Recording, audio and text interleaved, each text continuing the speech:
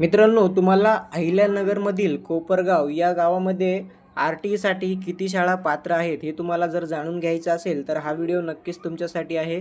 कारण की या व्हिडिओमध्ये मी तुम्हाला सांगणार आहे की अहिल्यानगरमधील कोपरगाव या ब्लॉकसाठी किंवा तालुक्यासाठी एकूण किती शाळा आर-टीसाठी पात्र आहेत. चला तर व्हिडिओ सुरू करूया. सगळ्यात पहिल्यांदा आपल्याला आर-टीच्या ऑफिशियल साईटवरती यायचं आहे.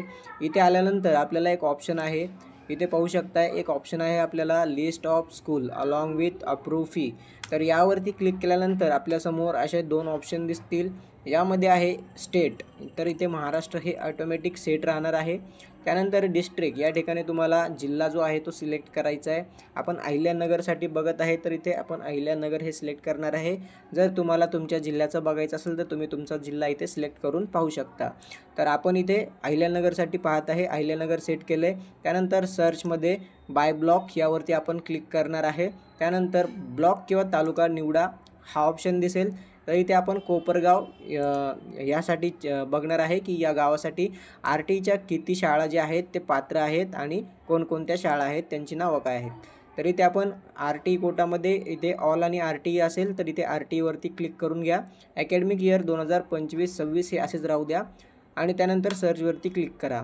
सर्चवरती क्लिक केल्यानंतर तुम्ही इथे पाहू शकताय आपल्यासमोर एकूण 23 शाळा ज्या आहेत त्या आर-टीसाठी पात्र आहेत. तुम्ही एक एक करून संपूर्ण शाळा जी आहे ते इथे पाहू शकता. मी तुम्हाला शाळांची नावं वाचून सांगतो. ममता मलिक इंटरनॅशनल स्कूल ही आहे. त्यानंतर आत्मा मलिक इंग्लिश मीडियम गुरुकुल ही आहे. त्यानंतर फार्मर डेन पब्लिक स्कूल आहे, गौतम पब्लिक स्कूल आहे, गोडावेली इंग्लिश मीडियम स्कूल आहे, गोडावेली इंटरनॅशनल स्कूल ही आहे, जोगेश्वरी इंटरनॅशनल स्कूल आहे, नामदेवराव